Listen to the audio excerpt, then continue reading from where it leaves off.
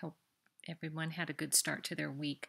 I want to go over the rubric for the final because I've had a couple of questions about what the expectations are for your final project. So I wanted to show you a couple of examples of online course shells so that you can get an idea of what you need to be creating.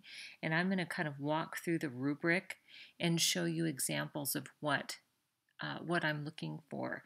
So the idea is that you're going to be creating your own course shell, and then you're going to put a lesson on there, and then let us as students take the lesson and then give you feedback about it.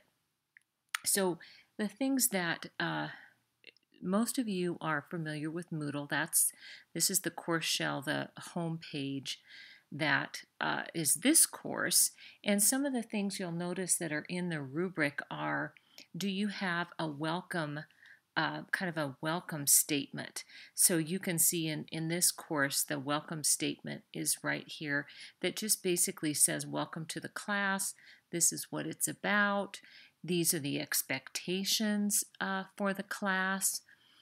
You might be thinking about in your course shell putting what the objectives of the course are, and maybe a little bit about yourself on the front page of your course.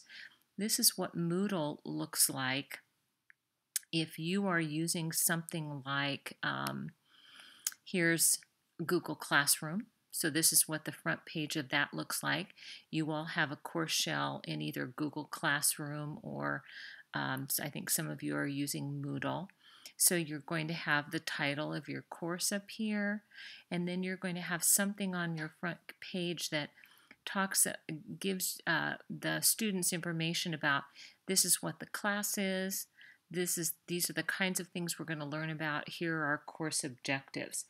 And so one of the things on the rubric is that your introductory page is easy to understand, and it's got information for the student as they go into the class about what your class is going to be like. The other thing, and depending on what course shell you use, again, this is Google Classroom. Another one that I really like is called Schoology, and Schoology allows you to get a free course shell, and Schoology has a place for you to put introductions and put quizzes and units of study and things like that. So it just really depends on what course shell you're using. I think I had on here Blackboard, but maybe not. Blackboard also has course sites, which also gives you a course shell so that you can put lessons into. So we're really looking for, do you have your course shell? Do you have the name of your course on there? Do you have a little introduction about what that class is called and what students are going to learn when they come into the class?